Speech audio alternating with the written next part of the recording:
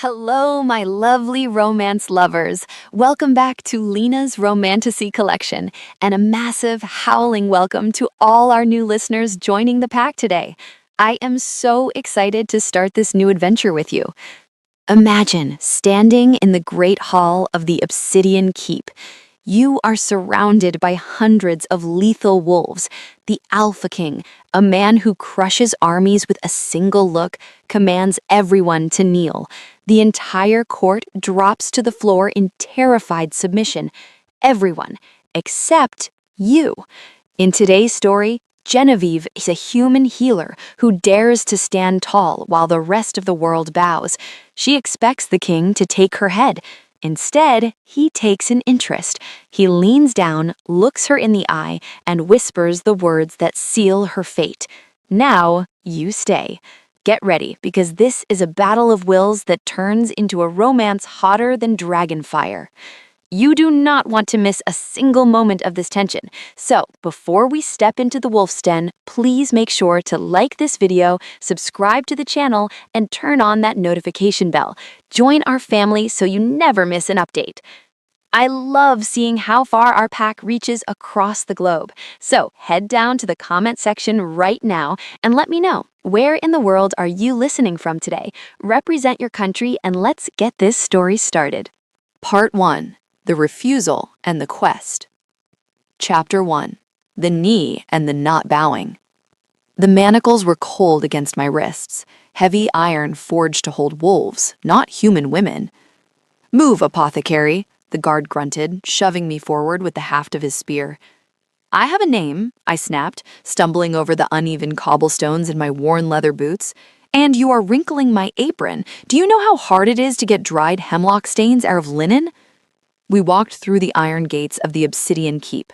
Valoria was a kingdom of jagged peaks and endless forests, ruled by those who could shift their skins. To them, I was nothing, a human village healer, a hedge witch, as they sneered. My grandmother, Nana Rose, had raised me on the edge of the wilds. She taught me that wolves were proud, dangerous beasts. "They respect only strength, Genevieve," she had said. "If you cower, they will eat you. If you stand, they might just kill you, but at least you'll die on your feet." I held my head high as we entered the great hall. It was a cavern of stone and shadow, lit by roaring torches and the pale light of the moon filtering through high arched windows. The court was assembled, lords and ladies in velvet and fur, watching me with hungry golden eyes. At the far end, upon a throne carved from jagged dragon glass, sat King Arthur. He was terrifying. He wore no crown, for his presence was authority enough. A heavy cloak of black wolf fur hung from his broad shoulders, pinned with a silver brooch. Beneath it, he wore a tunic of dark leather and chainmail that gleamed in the firelight.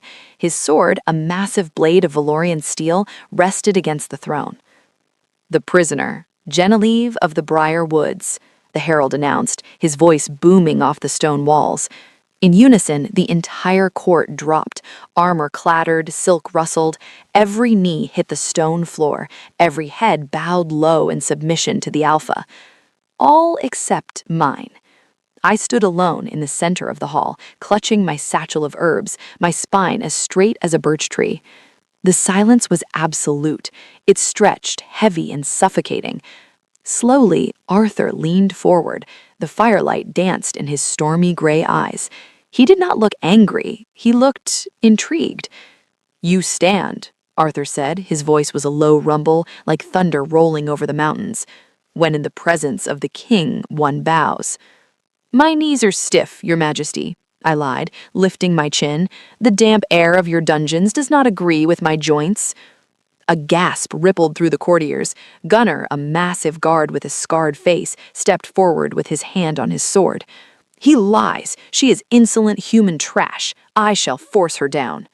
Arthur raised a single hand. The guard froze instantly. The king stood. He was a giant of a man, moving with the fluid, predatory grace of a wolf stalking prey.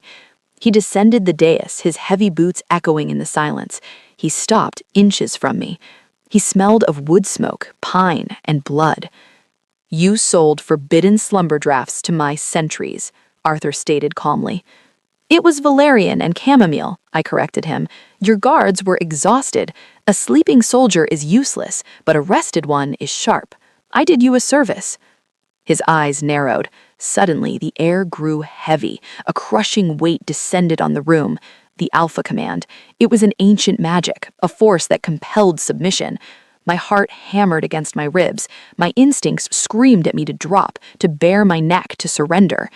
I dug my fingernails into my palms. I am Nana Rose's granddaughter. I do not break. I do not bow to tyrants, I whispered, my voice trembling but audible.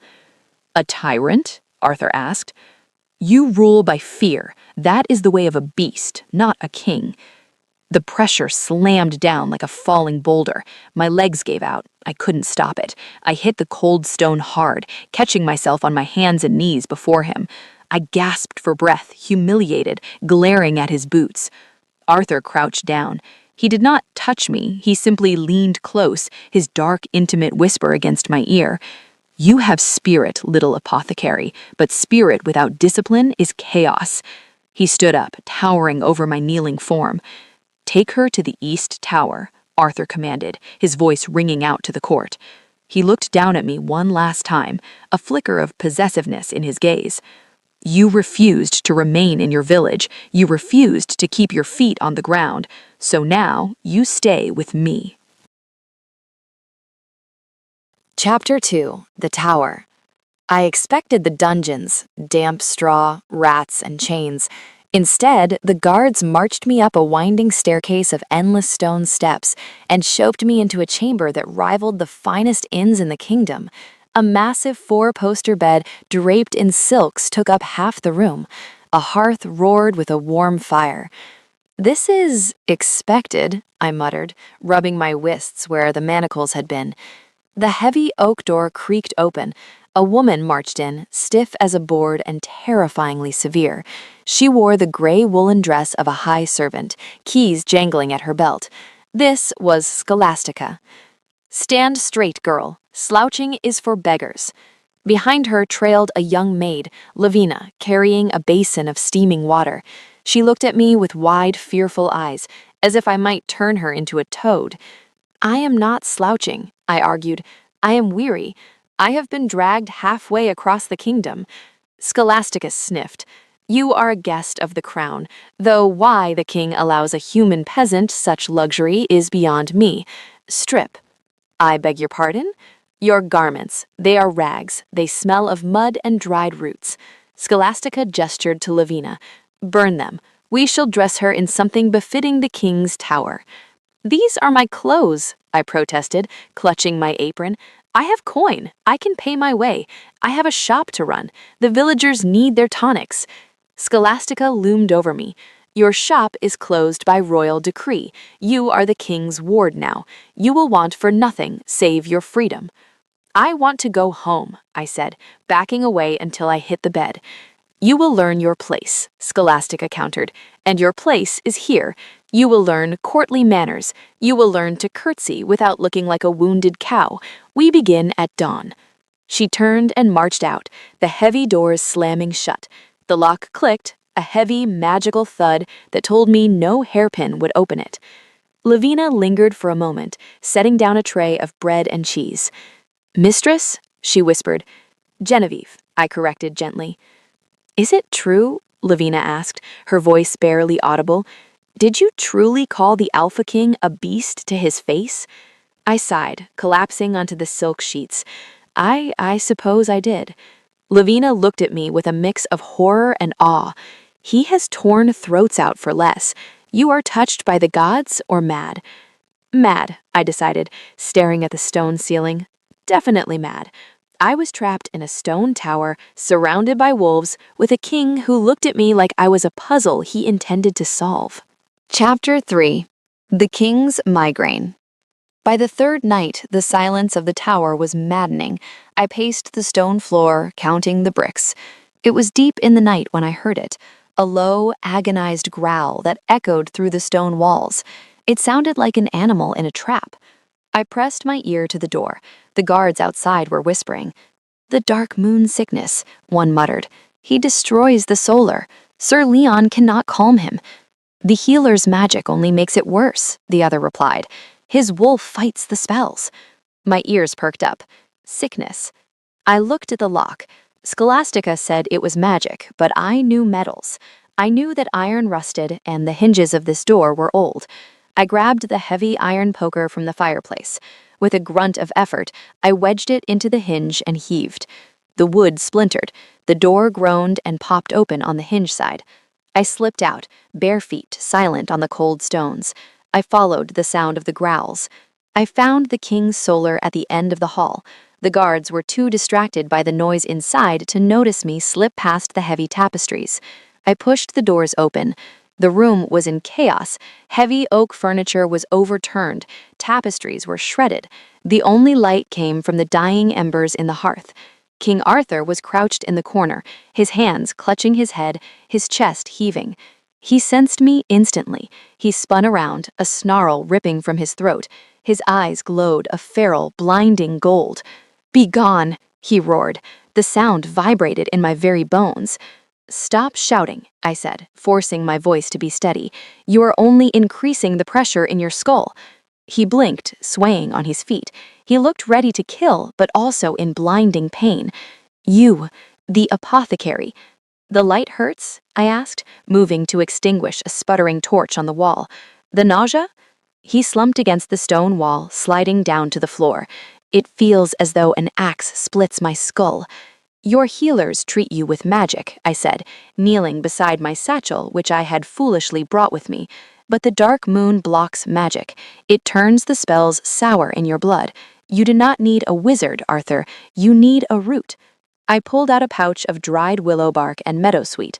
"Water," I ordered, pointing to a pitcher on the ruined table. Arthur stared at me, his chest heaving. He was the alpha, the predator, yet here he was obeying a human girl.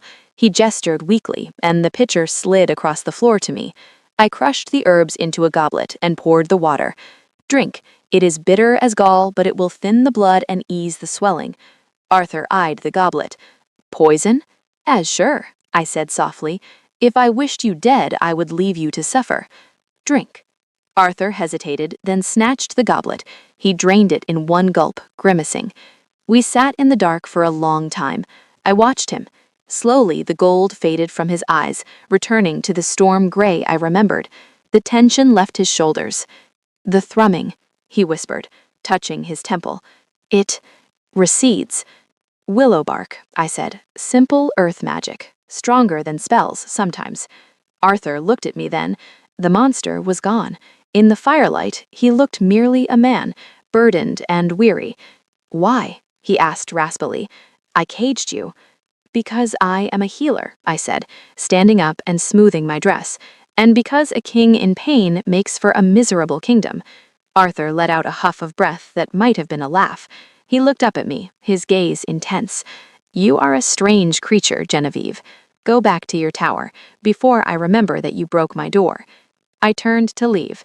"And Genevieve?" I paused. "My lord?" "My thanks." Chapter 4. The Council of Elders. The next morning I was summoned not to the block, but to the council chamber. "Sit," Arthur commanded. He sat at the head of a long table of dark ironwood. He looked fully recovered, dressed in a fresh tunic of black velvet, his face impassive, but as I took my seat, his eyes flicked to me with a secret recognition. Around the table sat the elders, ancient wolves with white beards and severe expressions. "This is the human?" Elder Conrad scoffed. "Why is she here?" "She has opinions," Arthur said dryly, "and I find the air in this room grows stale. Perhaps she will freshen it." I sat next to Lothar, a slick, dark-haired lord who reeked of ambition and deceit. He sneered at me. "We discuss the grain tithe from the Western Valley," Elder Clayton announced, unrolling a parchment. "The harvest is poor. The soil is soured. We must demand double the bushels to feed the army." "Aye," Elder Ivor agreed. "If they cannot pay in wheat, they shall pay in sons. Conscription." They argued for an hour. Tithes, starvation, punishment. "Pardon me," I spoke up. The table went dead silent. Lothar laughed cruelly. The peasant speaks? You speak of sour soil. Is this the valley below the new silver mines? Clayton bristled. The mines are vital for our steel. The mines wash their refuse into the river, I said firmly. The water is poisoned with quicksilver and ash. That is why the wheat dies.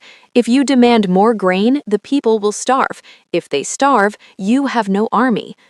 Lothar slammed his fist on the table. Insolence! A human girl instructing the Wolf Council? She should be whipped. She speaks truth. Arthur's voice cut through the room like a blade. He leaned back, swirling his wine. He was enjoying this. Lothar, Arthur said coldly, is it true? Does the mine wash into the fields? Lothar paled. There is some runoff, my king, but to divert the stream would cost gold. Less gold than a peasant rebellion, I muttered. Arthur hid a smile behind his hand. The apothecary is correct, Arthur decreed. Lothar, you shall pay for the diversion of the stream from your own coffers. Genevieve shall oversee the plans. Me? I squeaked. I know herbs, not engineering. You seem to know the land better than my own lords, Arthur said, standing to signal the end of the council.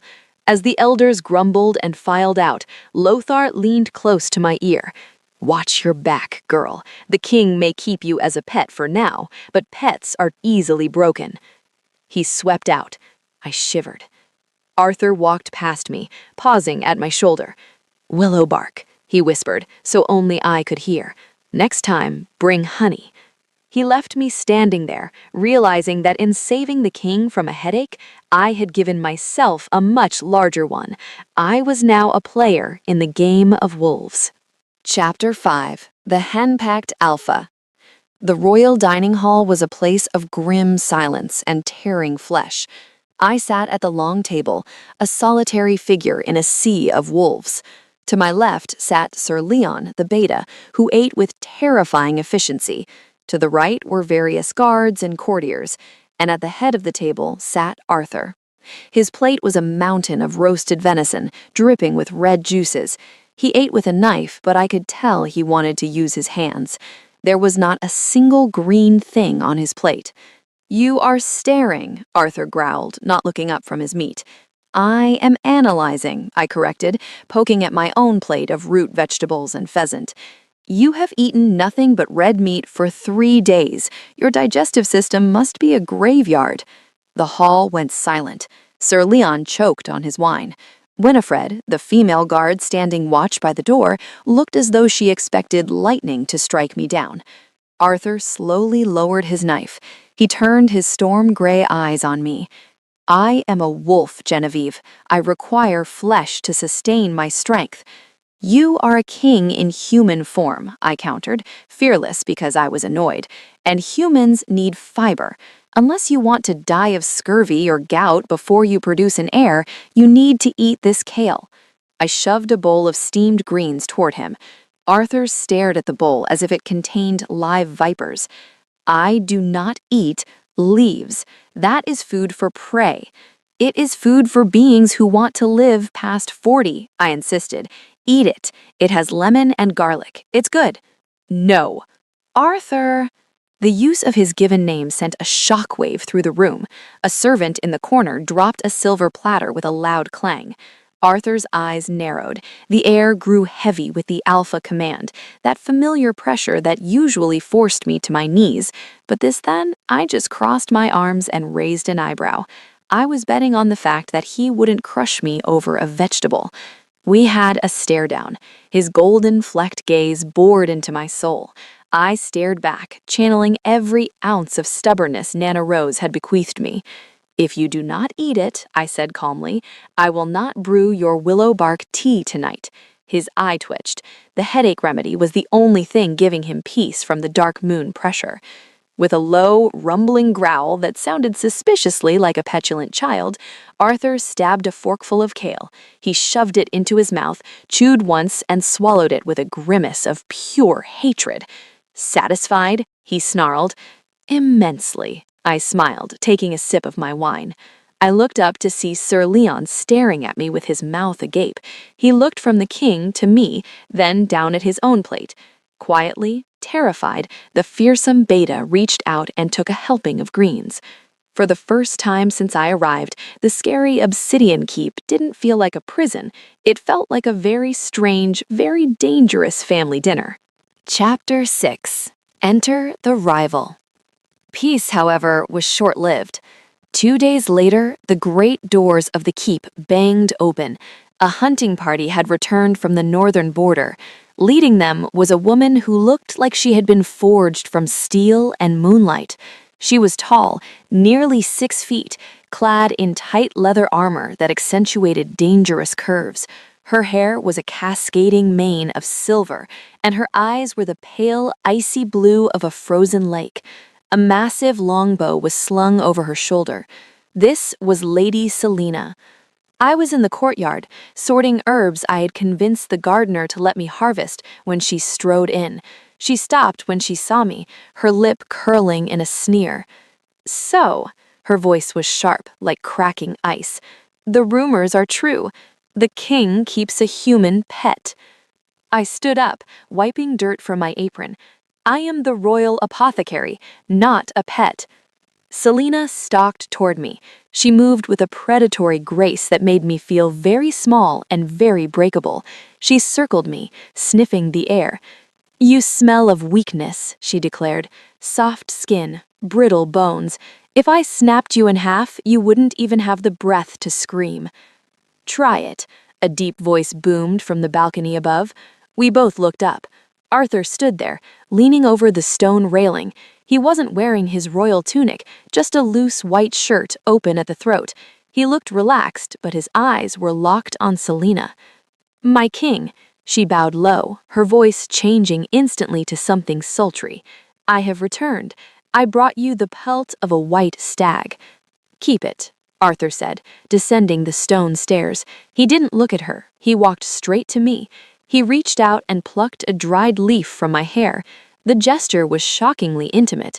Selena's eyes flashed with jealousy. "Arthur, surely you do not intend to keep this here. She is a liability. A human in the keep invites weakness. The council is already murmuring." "Let them murmur," Arthur said softly. He stepped between me and Selena, using his massive body as a shield. "Genevieve is under my protection. If she is harmed by a blade, a word, or a claw, I will take the head of the offender. Do we understand one another, Selena?" Selena flinched. She looked at Arthur, then at me, her expression hardening into cold hatred. "As you command, Alpha," she hissed. She turned and marched away, her boots slamming against the stones. Arthur sighed, turning to face me. "Ignore her. She has desired the position of queen since we were pups." "She's beautiful," I blurted out, hating myself for saying that. "And strong. A wolf." Arthur looked down at me, his gaze unreadable. "She is a warrior, yes, but she is cold, and she bows too easily." He reached out, his rough thumb brushing the dirt from my cheek. "I find I am developing a taste for things that do not bow." My breath hitched. For a moment, amidst the stone and the soldiers, it was just us, and that was far more dangerous than any she-wolf. Chapter 7. The Escape Attempt. Despite the moment in the courtyard, I knew I had to leave. Arthur was confusing me. He was a captor who protected me, a tyrant who ate his vegetables because I asked him to. I was starting to wait for his footsteps. That was dangerous. Nana Rose had warned me, fall in love with a wolf and you lose yourself. I had to get back to the village. Matilda, my assistant at the shop, would be panicking. The plan was simple. It was the night of the Huntsman's Moon, a festival where the guards drank heavy mead. I had stitched a cloak from gray wool blankets to blend into the shadows. I slipped out of the tower window. The trellis of ancient ivy was thick and strong. I climbed down, my heart hammering against my ribs. I made it to the ground and sprinted for the servants' gate, the one used for waste wagons. "Freedom," I whispered, reaching for the latch. "Going somewhere?" The voice came from the shadows. I froze. Badul, the gatekeeper, stepped out, but behind him stood Arthur. He wasn't angry. He was leaning against the stone archway, arms crossed, looking thoroughly amused. "The ivy trellis," Arthur tisked. "Expected. I thought you would try the sewers. That would have been more inventive." "I am not a rat," I snapped, clutching my makeshift cloak.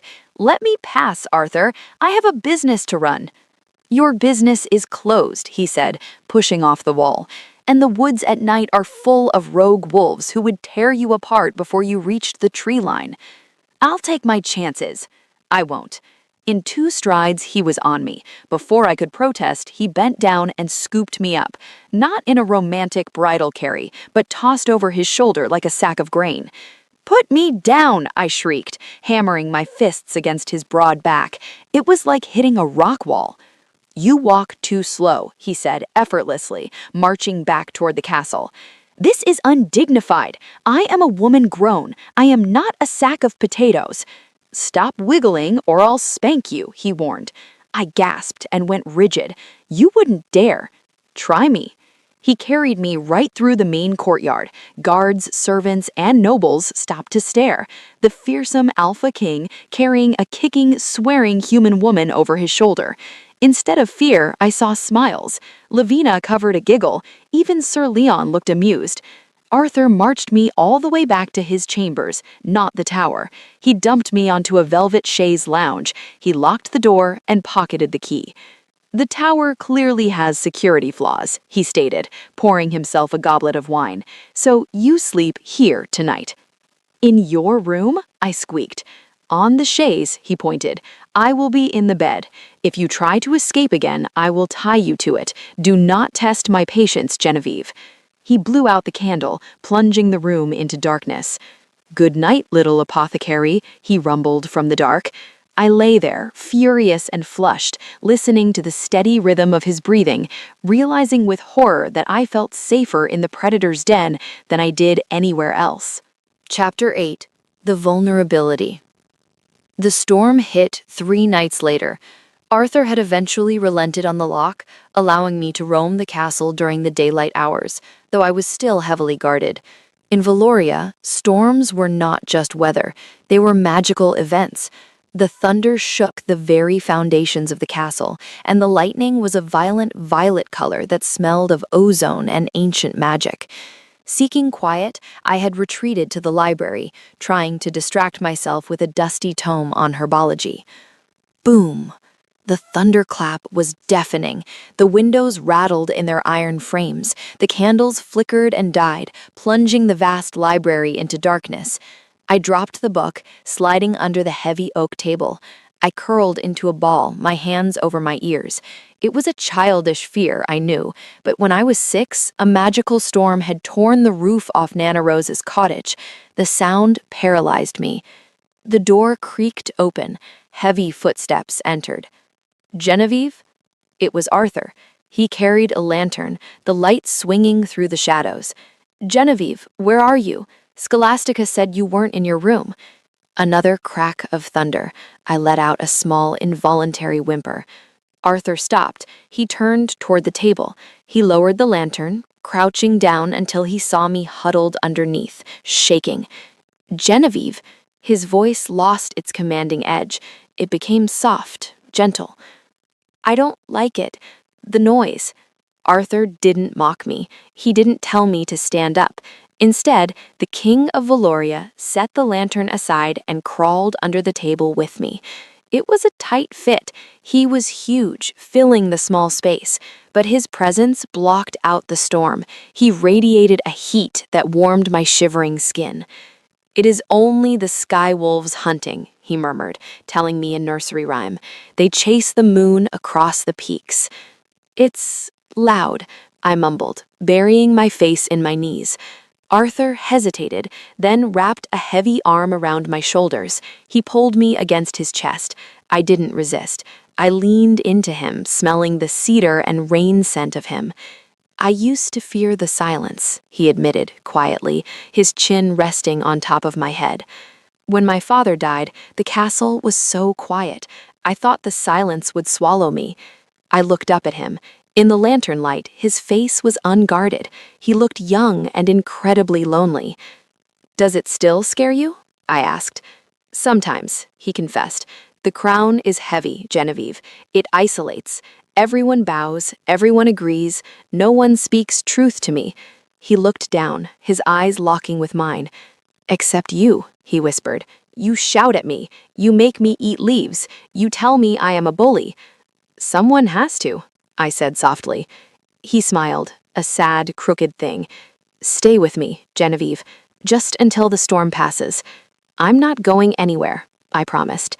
We sat there for hours, huddled under a table while the storm raged outside, the king and the apothecary, shoulder to shoulder, listening to the thunder and the beating of our own treacherous hearts. Chapter 9. The Impossible Task. The summons came at dawn. 2 guards banged on my door, their faces grave. The council sits, one grunted. Your presence is required. I dressed quickly in a simple linen gown Scholastica had forced upon me, grabbed my satchel, and followed. The great hall was already full. The air was thick with tension. Arthur sat on the obsidian throne, his hand gripping the hilt of his sword so tightly his knuckles were white. Standing before him was Lothar, looking smug, holding a dusty, rotting scroll. It is the law of the first fang, Lothar proclaimed, his voice echoing. A king may not harbor a human in the inner circle unless she proves her worth to the pack. Otherwise, she is a leech, draining our resources. She is my guest, Arthur roared, the stone floor trembling beneath our feet. I am the king. My word is law. Even the king is bound by the ancients, Elder Theophilus croaked, stepping forward. The girl must prove she is of use, or she must be exiled beyond the mist. I stepped forward. And how does one prove worth in this delightful society? Lothar turned to me, his smile sharp as a dagger. The moon orchid. It blooms only on the jagged cliffs of the Whispering Woods, a place of madness and monsters. Bring us a living bloom, and you may stay. The court gasped. That is a death sentence, Arthur snarled, standing up. The Whispering Woods drives men mad. I forbid it. If you forbid it, you admit she is weak, and if she is weak, she weakens you. The challenge hung in the air. If Arthur protected me, he looked weak to his pack. If he sent me, I would likely die. I looked at Arthur. I saw the panic in his eyes. He was ready to slaughter the entire council to keep me safe, but Nana Rose didn't raise a coward. I'll do it, I said loudly. Arthur whipped his head toward me. Genevieve, no! It's just a flower, Arthur, I said, masking my fear with bravado. I'm an herbalist. Picking flowers is literally my job description. I turned to Lothar. Prepare your vase, my lord. I shall return with your weed. Chapter 10. The Royal Caravan. I expected to be sent off with a donkey and a prayer. Instead, I found the royal courtyard packed with an entourage that looked ready for a war, not a botanical expedition. There was a massive carriage made of ironwood and reinforced steel, drawn by 4 black stallions the size of grizzly bears. Sir Leon was shouting orders to a dozen armed guards, and in the center of it all was Arthur, mounting a war horse that looked like it ate other horses for breakfast. What is all this? I asked, hoisting my satchel. Your escort, Arthur said, checking the saddle girth. I don't need an army. Stealth is better for the Whispering Woods, I argued. You are not going alone, Arthur stated, his tone brooking no argument. I am coming. You're the king. You can't just leave the kingdom to go flower picking. Arthur leaned down from his saddle, his shadow falling over me.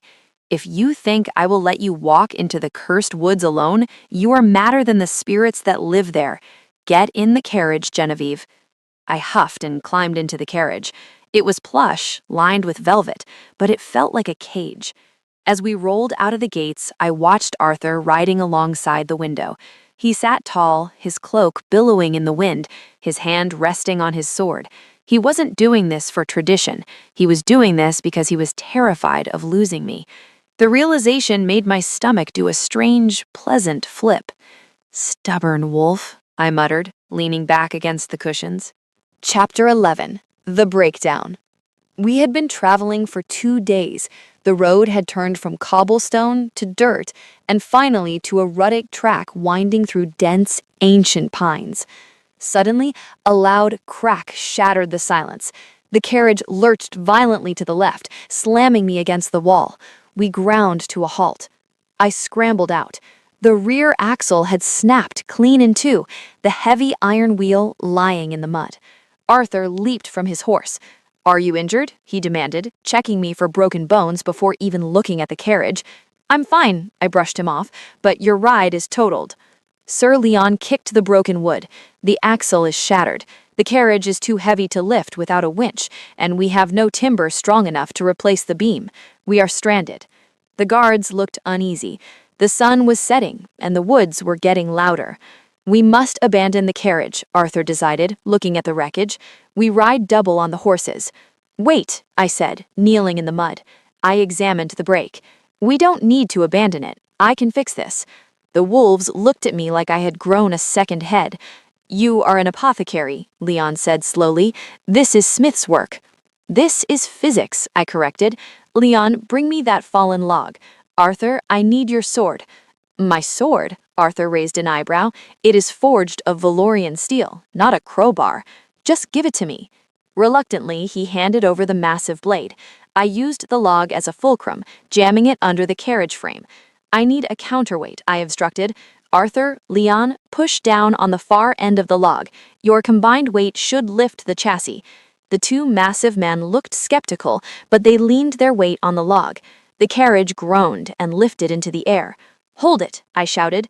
I used the sword not as a pry bar, but as a shave down a sturdy branch of oak I'd found, shaping it into a temporary splint. I used leather straps from the horse tack to bind the splint to the broken axle, using a wet leather technique Nana Rose taught me. When the leather dried, it would shrink and become hard as iron. "Ease it down," I commanded. They let go. The carriage settled. The wheel held.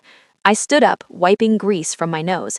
"That will hold for another 50 miles. Physics." The guards stared in open-mouthed awe. Sir Leon looked at the wheel, then at me, shaking his head. But it was Arthur's reaction that froze me. He wasn't looking at the wheel. He was looking at me. His eyes were dark, intense, and filled with a burning, raw admiration that made my knees weak. "You continue to surprise me, Genevieve," he murmured, taking his sword back. "Perhaps I should make you the royal engineer."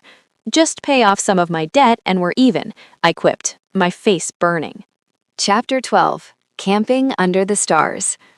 We couldn't make it to the next outpost, so we made camp in a clearing. The guards set up a perimeter. A fire was crackling, roasting rabbit on a spit. I was sitting on a log, grinding herbs for a bug repellent salve, when the bushes rustled. Out stepped Lady Selena.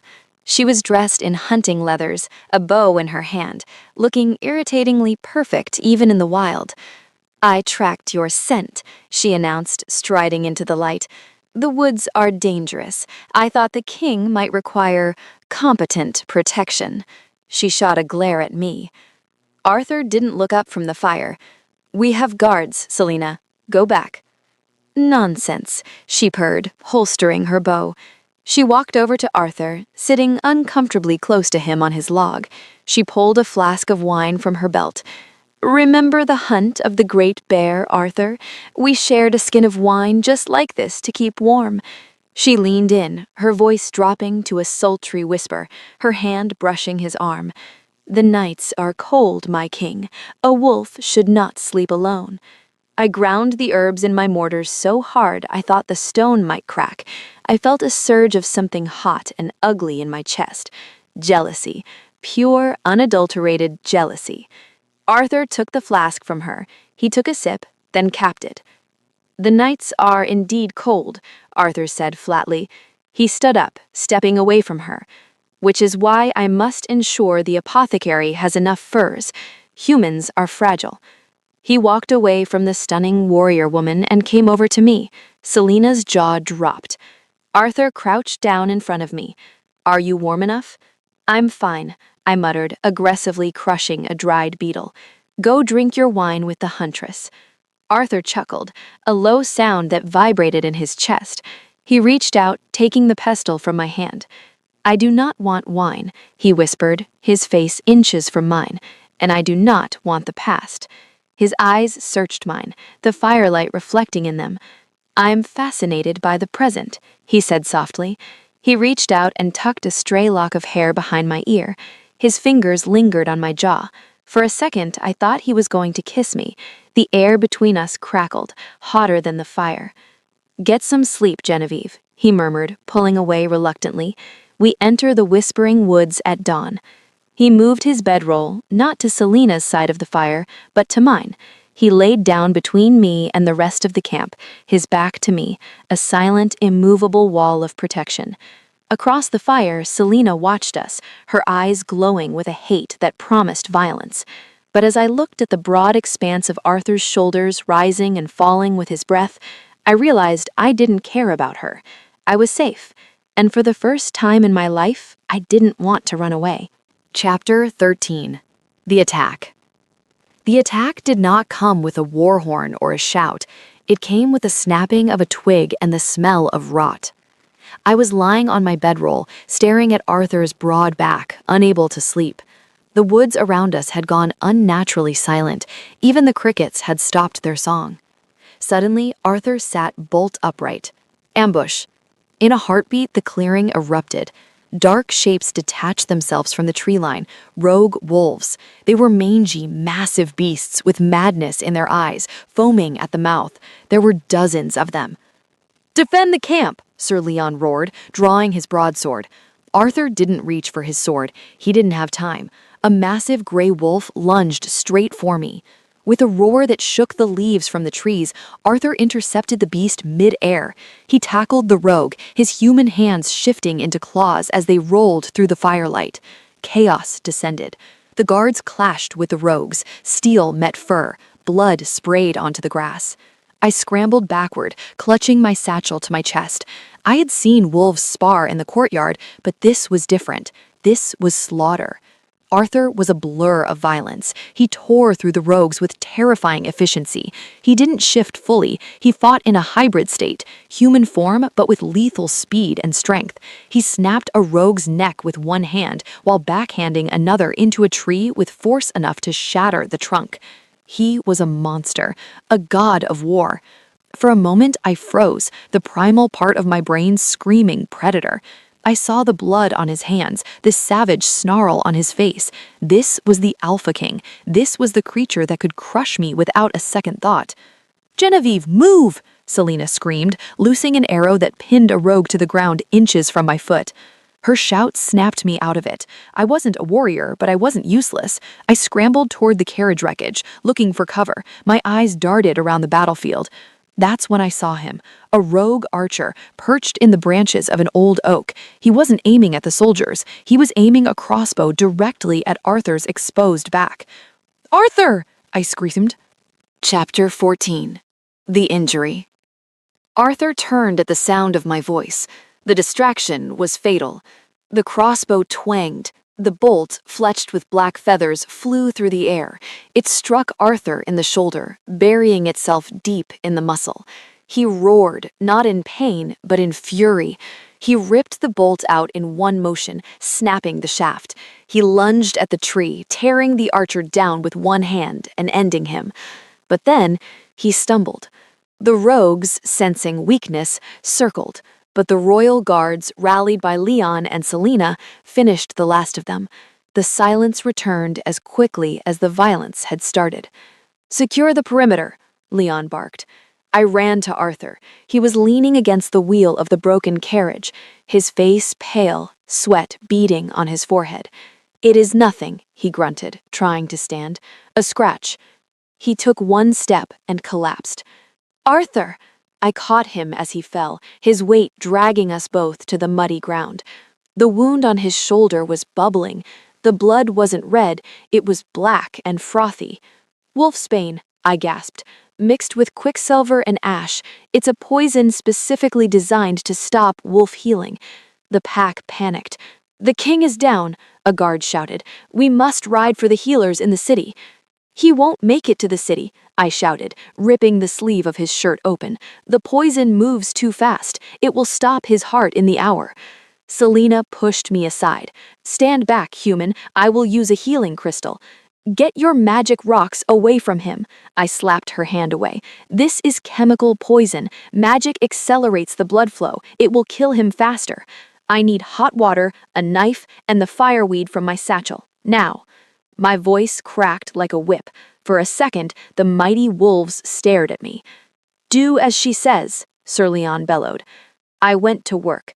My hands, usually so shaky, were steady as stone. I was no longer a prisoner, I was a healer. I cut the wound open further to bleed out the toxins. Arthur groaned, his eyes rolling back in his head. "Hold him down," I ordered Leon. "This is going to hurt." I packed the wound with a paste of crushed fireweed and charcoal to absorb the poison. Then I took a dagger, heated it in the campfire until it glowed red, and pressed it to the flesh to cauterize the vein. Arthur screamed, a sound of pure agony that tore through my heart. Then he went limp. "He breathes," Leon whispered, checking his pulse. "By the gods, he breathes." I slumped back, my hands covered in the king's blood, realizing I was shaking uncontrollably. Chapter 15. The Fever Dream. We moved him into a tent. The carriage was useless, and he couldn't be moved on horseback. The night was long. The fever took him hard. I sat by his bedside, wringing out cool cloths to place on his burning forehead. The other wolves, even Selena, had retreated to guard the outside, sensing that the alpha needed quiet. "Mother," Arthur mumbled, tossing on the furs. "The ice, it breaks." "Shh," I whispered, stroking his hair. It was soft, contrary to his harsh nature. "You are safe, Arthur." He opened his eyes. They were glassy and unfocused, the pupils blown wide. He looked at me, but I wasn't sure he saw me. "The girl. Where is the apothecary?" "I'm right here," I said softly, taking his hot hand in mine. "She refuses to bow," he murmured, a delirious smile touching his lips. "Everyone bows. The lords, the enemies, they all scrape the floor. But not her." My heart squeezed. "She has fire in her veins," he continued, his voice dropping to a rough whisper. "I want to burn in it. I want to keep her, not in a cage, but by my side." He squeezed my hand, his grip surprisingly strong even in his weakness. "They say a human makes me weak. They are fools. She makes me want to be a man, not just a king." Tears pricked my eyes. He wasn't speaking to me, he was speaking to the fever ghosts, which meant he was telling the truth. "Rest now, my wolf," I whispered, pressing a kiss to his burning knuckles. "I'm not going anywhere." He sighed, the tension leaving his body as the fever finally broke, lulled into sleep by my voice. I stayed awake, watching his chest rise and fall, realizing that somewhere between the kale and the cauterizing, I had made a terrible mistake. I had given my heart to the king. Chapter 16. The Moon Orchid. By dawn, Arthur was sleeping peacefully. His color had returned, but I had a job to do. Lothar's challenge still stood. If I returned without the Moon Orchid, the council would exile me, and Arthur, in his weakened state, would destroy his own political standing trying to protect me. I had to finish this. "Leon," I whispered, stepping out of the tent. The beta was sharpening his sword. "Watch him. Do not let him move." "Where are you going?" Leon asked, eyeing my satchel. "To get a flower." "It is suicide. The cliffs are a treacherous climb, even for a wolf." "I have a map, and I'm smaller than you. I can move quietly and be back before he wakes." Before he could argue, I vanished into the mist. The whispering woods earned their name. The wind through the twisted trees sounded like voices, murmuring doubts and fears. "Turn back. You are weak. He will eat you." I ignored them. I climbed the ridge until the trees broke, revealing a sheer cliff drop into a churning gray sea. And there, growing out of a fissure in the rock, was the Moon Orchid. It glowed with a faint, pearlescent light. I reached for it. Leaving so soon? I spun around. Two men stepped out from behind a boulder. They wore the crest of the council, but their faces were masked. Lothar's spies. The king is dying, and you will have a tragic accident on the cliffs. Lothar will mourn you both. They advanced.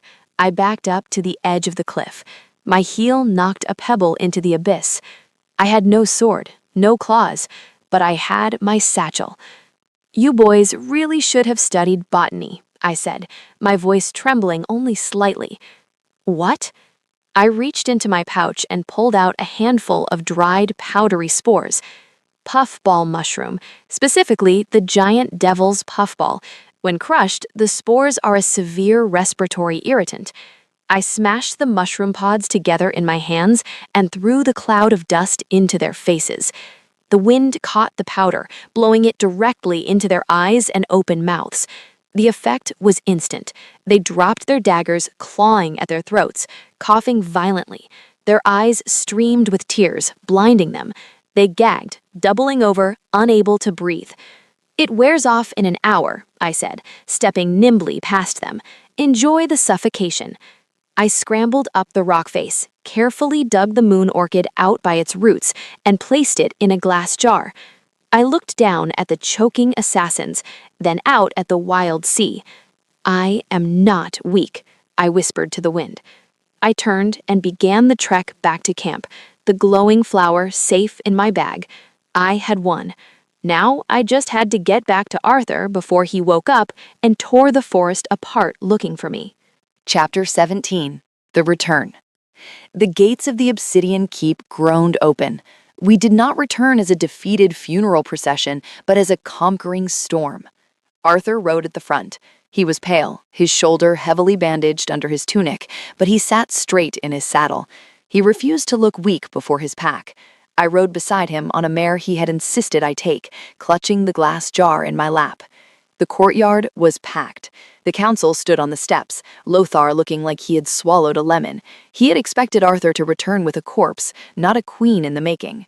Arthur dismounted. He stumbled slightly, and Leon moved to catch him, but Arthur waved him off.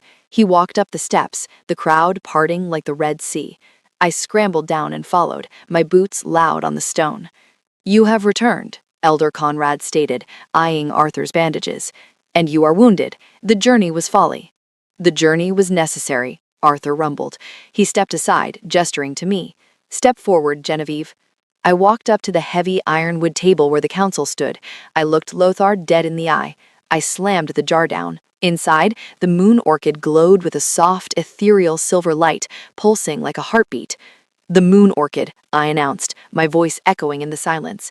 "Harvested from the Whispering Cliff, roots intact. It will bloom for a century." The crowd gasped.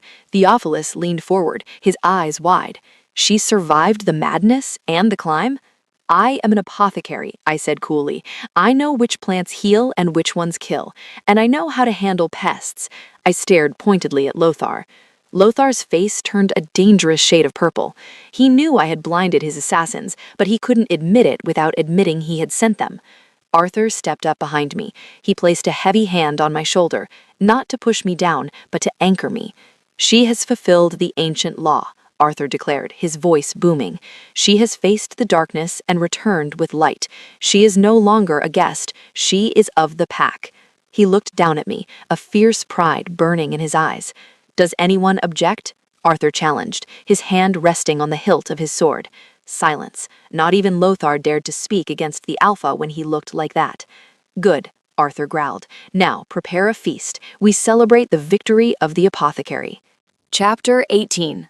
The Gala Preparation. The Feast of the Silver Petal was to be held that very night. The castle was in a frenzy. Servants were hanging banners and roasting entire boars. I was in the royal suite, staring at a dress that Scholastica had laid out on the bed. "It is very red," I noted. "It is crimson," Scholastica corrected, tightening the laces of my stays until I gasped for air. "The color of blood and vitality. The king selected it himself." My heart skipped a beat. "Arthur picked this?" "Stand still," Scholastica commanded. "If you fidget, the lines will be crooked." The dress was magnificent. It was made of deep red velvet, trimmed with gold thread. The sleeves were long and flared, and the neckline was daringly low, exposing my collarbones. It was a dress meant for a queen, not a shopkeeper. "I don't belong in this," I whispered, looking at myself in the polished silver mirror. "I look like I'm playing dress-up."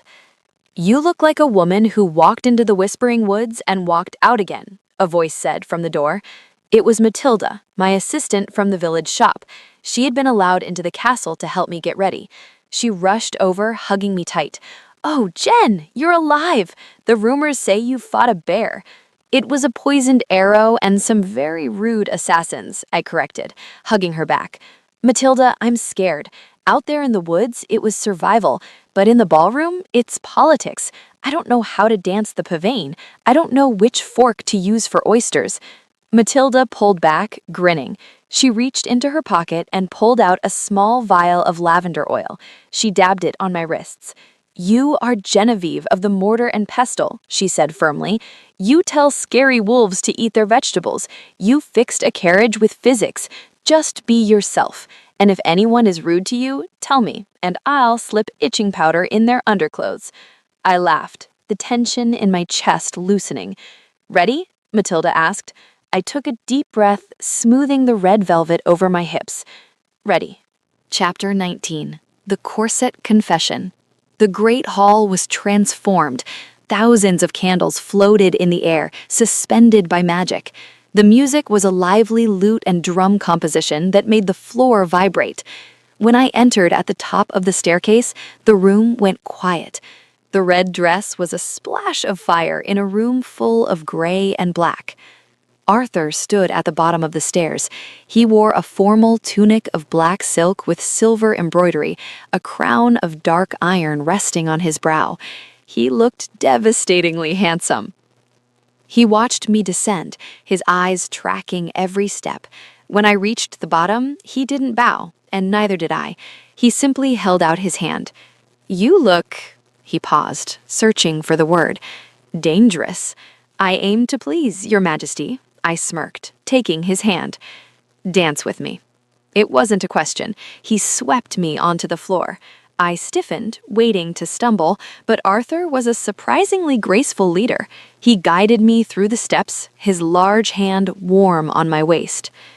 We spun through the crowd, ignoring the whispers and the glares from Selena. "Genevieve," Arthur said softly, pulling me closer than propriety allowed. "I have a question that has plagued me since the first day you walked into my court." "Ask away." "Why did you truly refuse to bow?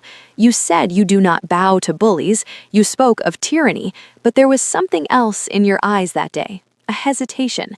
I looked up at him. The music swelled.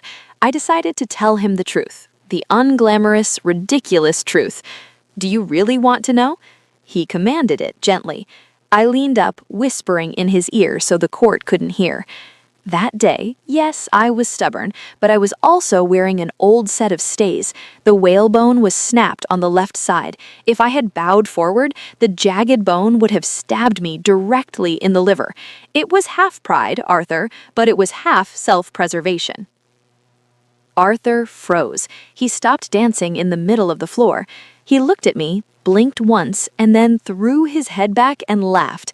It was a deep, joyous, booming sound that echoed off the rafters. The entire court stopped to stare. The Wolf King, known for his grim silence, was laughing uncontrollably. "Your liver?" he gasped, wiping a tear from his eye. "You defied the Alpha of Valoria, risked execution, and started a political revolution because of broken underwear? It hurts, okay?" I giggled, unable to help myself. "You are impossible," Arthur grinned, his face transformed by happiness. "Absolutely impossible." And in that moment, amidst the laughter, I knew I was in trouble, because I didn't just respect him anymore. I adored him. Chapter 20. The Surrender. The laughter faded as the night wore on, replaced by a different kind of tension, a heat that simmered between us. Arthur led me away from the crowd, out onto the high stone balcony overlooking the moonlit forest. The air was cool, but his presence was a furnace. He leaned against the stone railing, looking at me. The humor was gone from his eyes, replaced by a raw, hungry intensity. "You stayed," he said softly. "You could have run in the woods. When I was down, you could have left me." "I couldn't," I admitted, stepping closer. "I'm a healer. We don't leave patients." "Is that all I am?" Arthur pushed off the railing, closing the distance between us. "A patient?" He reached out, his hand cupping my cheek. His thumb traced my lower lip. My breath hitched. "No," I whispered. "You are complicated." "I am a simple man, Genevieve," he murmured, his voice rough. "I hunt, I protect, I claim." He lowered his head, his forehead resting against mine. "I commanded you to stay," he whispered. "I forced you to your knees. I was wrong." My heart hammered against my ribs. "Arthur?"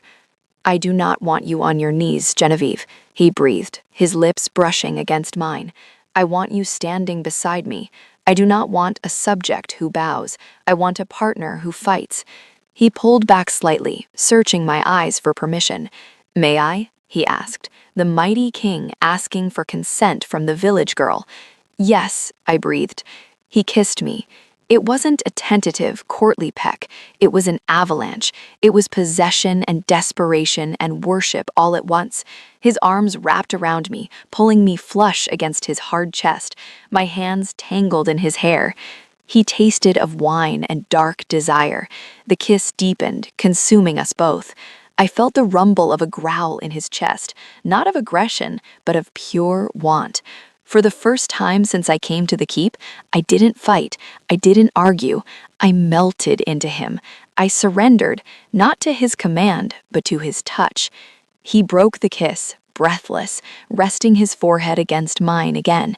"You stay," he whispered, but this time it wasn't an order, it was a plea. "Stay with me, Genevieve." "I'm staying," I promised, my voice trembling.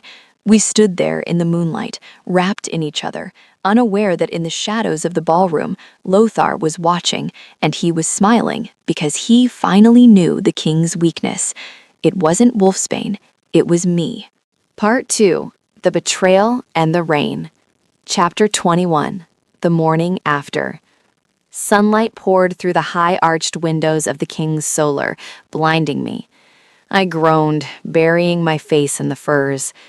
"Do not hide," a deep voice rumbled. "I enjoy looking at you." I opened one eye.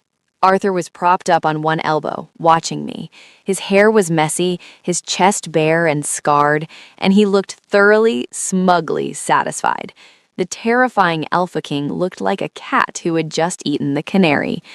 "It is morning," I mumbled, pulling the wolf fur blanket up to my chin. "I have to send word to Matilda. My herb garden will be withering." "The shop is closed," Arthur said, leaning down to press a kiss to my bare shoulder. "And you are the king's intended. You do not sell herbs, you rule." "I haven't agreed to rule anything," I argued, though my resistance was weakening by the second. "I just agreed to stay." Arthur grinned, a wicked, boyish thing. Semantics.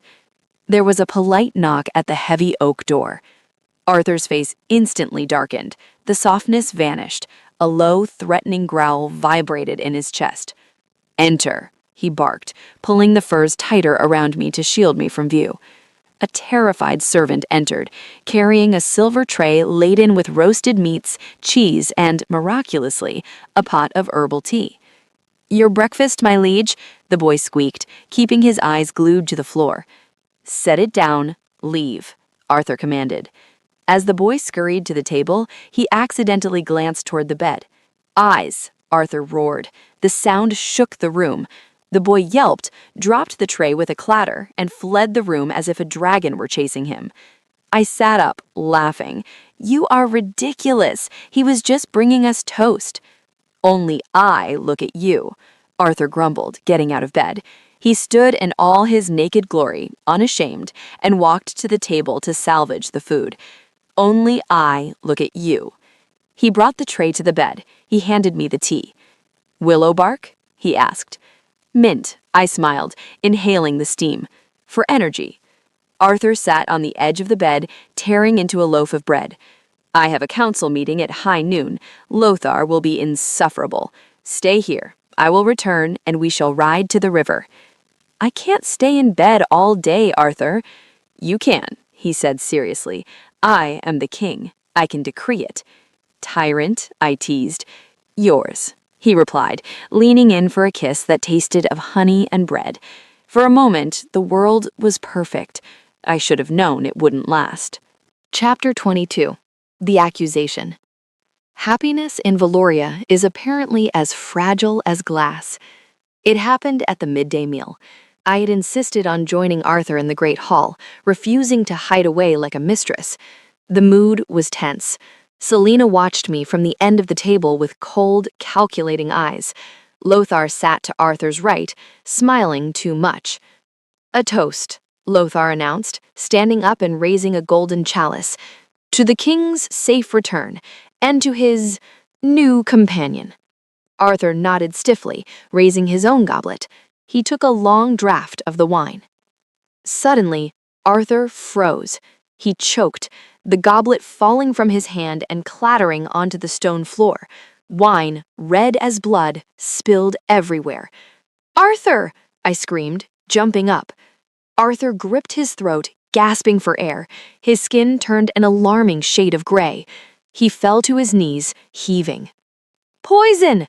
Lothar shouted, his voice echoing through the hall. "The king is poisoned! Guards, seal the doors!" I dropped to my knees beside Arthur. "Let me see."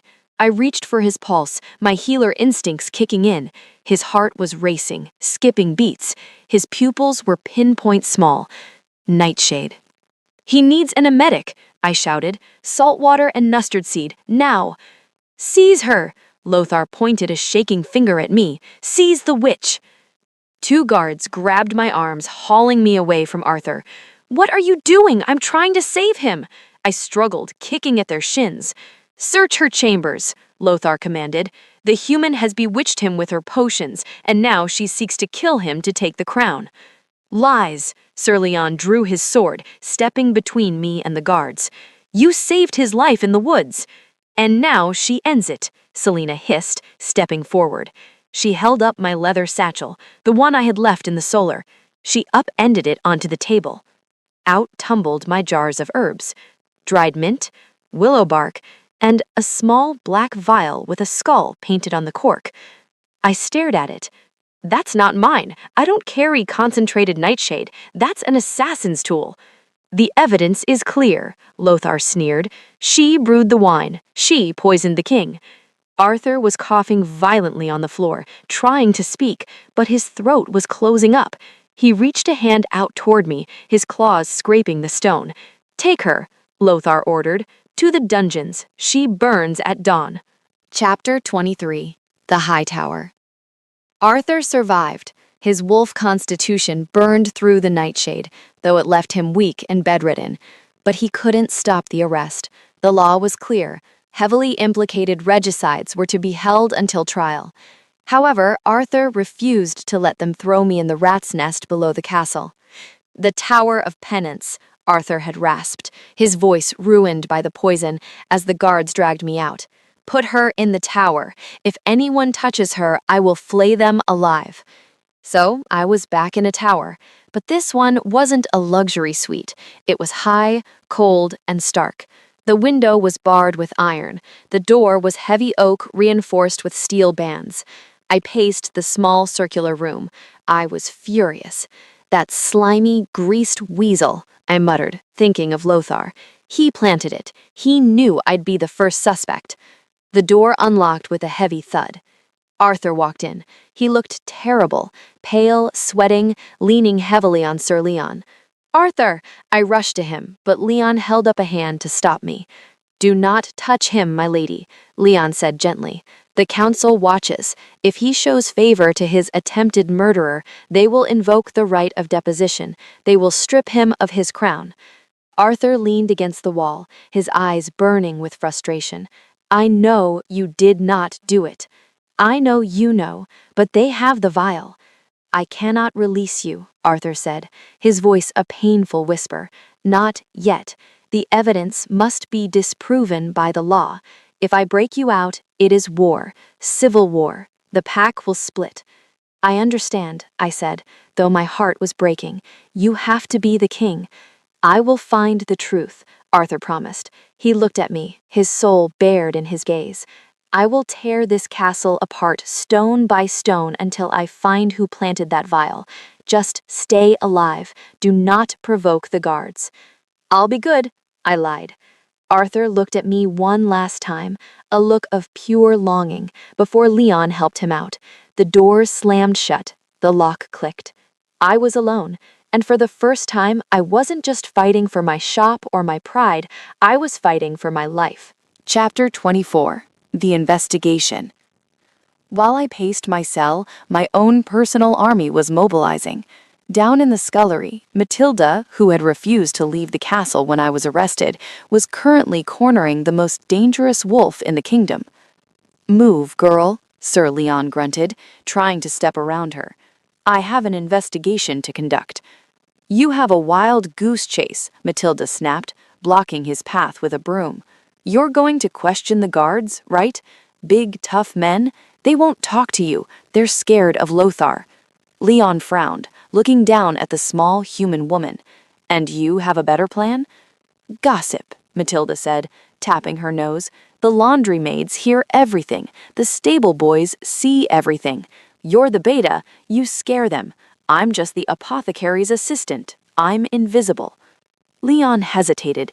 He was a warrior, used to direct confrontation. Subtlety was not his strong suit. "Fine," Leon grunted. "You speak to the servants. I will intimidate the merchants." "Deal, but I need a dagger." "Absolutely not."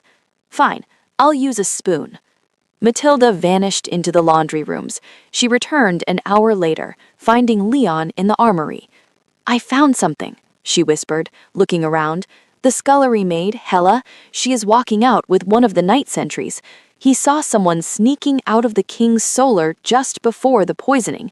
He didn't see the face, but he saw where they went." Leon's eyes narrowed. "Where?" "They headed straight for the royal archives," Matilda said, "and they dropped this." She held up a scrap of parchment. It was a receipt corner, stamped with the treasurer's seal. Leon stiffened. Lothar's seal. If he was in the archives, he might have been forging the records to cover the purchase of the poison. "We need proof," Matilda said. "The ledger itself." "The archives are locked at night," Leon growled. "But if I can get a warrant—" "We don't have time for warrants," Matilda said, looking up at the high tower where I was imprisoned. "We have to hope Genevieve thinks of it first." Chapter 25. The Breakout.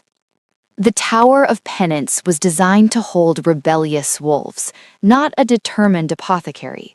I had been pacing the stone cell for 12 hours. The moon was high, casting silver bars of light across the damp straw. I knew Arthur was working within the law to free me, but the law was slow, and Lothar was fast. If I waited until morning, I would be executed. I needed to get to the archives. The proof of the poison purchase would be in the royal ledgers. Lothar was arrogant. He would have documented the expense as something else, but he would have documented it. I walked to the heavy oak door. "Guard!" I called out, my voice trembling feigned weakness. "Please, I am ill." The slat in the door slid open. Badul, the same guard who had caught me at the gate weeks ago, peered in. He didn't look malicious, just tired. "The king said you are to be treated well," Badul grunted. "Do you need water?" I can't breathe," I gasped, leaning against the doorframe. I reached into my bodice. I had a small sachet of lavender and crushed poppy seeds sewn into the lining, my personal stress relief charm.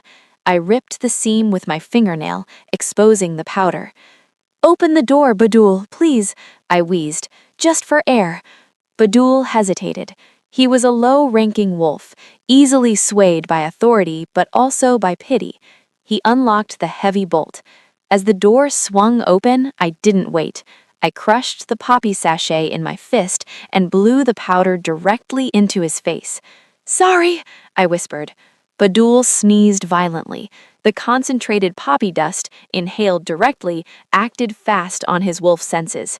His eyes rolled back. He slumped against the stone wall, sliding down into a snoring heap. I grabbed his keyring. I stepped over his massive legs and sprinted down the spiral staircase, my soft leather slippers making no sound on the stone.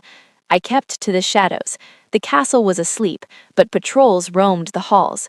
I used the servants' passages, narrow, spider-webbed tunnels behind the tapestries that Matilda had shown me.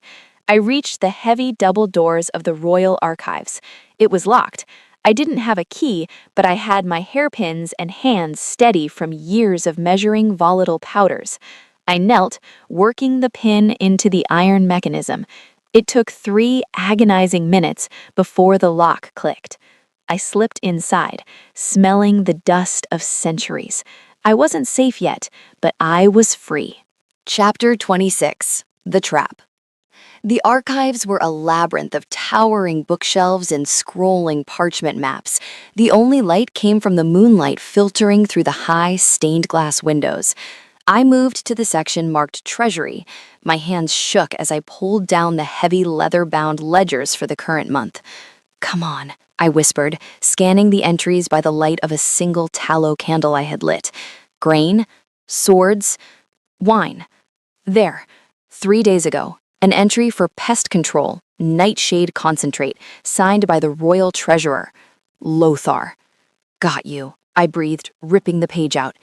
"It is impolite to tear books, my dear." My heart stopped. I spun around. Lothar emerged from the shadows between the stacks. He wore a dark cloak, and in his hand he held a dagger that glinted in the candlelight. "You!" I gasped, backing away until my spine hit the bookshelf. I expected the beta to come sniffing around, but the human, you are more resourceful than I gave you credit for. "You bought the poison." I held up the page. "It's right here. You killed the king's peace." "And who will you tell?" Lothar laughed, a cold, dry sound. "You are an escaped prisoner, a condemned witch.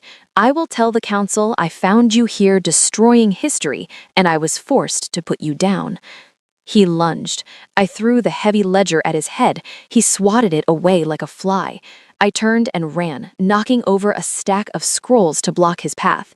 "There is nowhere to run, Genevieve," he shouted, his voice echoing in the vast room. "The king is dying in his bed, and you will die in the dark." I scrambled up a rolling ladder, trying to reach the upper walkway. Lothar grabbed my ankle. "No!" I kicked at his face, my heel connecting with his nose. He roared in pain, his grip tightening. He yanked me down. I fell hard, the breath knocked out of me. Lothar stood over me, blood dripping from his nose, his eyes glowing red with murderous intent. He raised the dagger. "Bow to your death, girl." I closed my eyes and screamed the only name that mattered. "Arthur!" Chapter 27. The Alpha's Rage. The scream didn't just travel through the air, it pierced the stone walls and struck a primal chord deep within him. In the royal suite 5 floors up, Arthur's eyes snapped open. The poison still made his blood sluggish, but the terror he felt wasn't his own. It was hers. Genevieve. "My liege, you must rest," the healer protested as Arthur sat up. Arthur roared, a sound of pure, unadulterated power that shattered the glass pitcher on the bedside table. He didn't just get out of bed, he exploded from it. He ignored the pain, he ignored the weakness. His mate was in danger. He tore the door off its hinges, literally ripped the wood from the stone. He sprinted down the hall, naked save for his linen breeches, moving faster than humanly possible. He reached the archives in seconds. The heavy doors were locked. He didn't bother with keys. He slammed his shoulder into the wood, splintering the oak. Inside, he saw it. Lothar, dagger raised, Genevieve cowering on the floor. Something inside Arthur snapped. The man vanished. The beast took over. He didn't shift gracefully. It was a violent, instant explosion of fur and bone. 1 second, he was a man. The next, a massive midnight wolf, standing 8 feet at the shoulder, filled the room. Roar! Lothar froze, the dagger trembling in his hand. He looked up at the monster he had awakened. Arthur lunged. He covered the distance in a single leap. He tackled Lothar, his jaws snapping inches from the traitor's throat. They crashed into a bookshelf, sending ancient tomes flying. Lothar transformed too, turning into a brown wolf, but he was small compared to the Alpha King. Arthur tossed him like a rag doll. He slammed Lothar into the stone wall, the sound of cracking ribs echoing through the library. Lothar, realizing he was outmatched, did the only thing a coward could do. He scrambled toward the narrow ventilation shaft, a hole too small for the massive king to follow. He squeezed through, whimpering, leaving a trail of blood. Arthur clawed at the stone, roaring in frustration, the sound shaking the foundations of the castle. Then the silence fell. The massive black wolf turned, his chest heaved, his eyes were burning gold, wild and unrecognizable. He looked at me. Chapter 28, The Aftermath. I was pressed against the bookshelf, clutching the torn page to my chest. The wolf that stood before me was a nightmare. He was huge, his teeth bared, his claws capable of shredding steel. He was breathing heavily, a low growl rumbling in his throat. He took a step toward me. I didn't run. "Arthur," I whispered. The wolf flinched. He stopped. He looked at his own paws, seeing the blood of his enemy. Then he looked at me, small and fragile. He whined, a high, pathetic sound of shame. He backed away, trying to hide in the shadows. He didn't want me to see him like this. A monster, a killer. "Don't you run from me," I said firmly, pushing myself up from the floor. I walked toward the massive beast. The wolf lowered his head, his ears flattened. He was trembling. The rage had burned out, leaving only fear. Fear that he had terrified me, that I would finally see him as the beast he was and leave. I stopped inches from his muzzle. I reached out. "Down," I commanded softly. The Alpha King, the most feared creature in the lands, sank to his belly. I knelt in the debris of the library. I placed my hands on either side of his massive, furry face. I pressed my forehead against his wet snout. "I see you," I whispered. "I see all of you, and I am not afraid." A shudder went through his massive frame. Then the magic swirled. The fur receded. Bones shifted.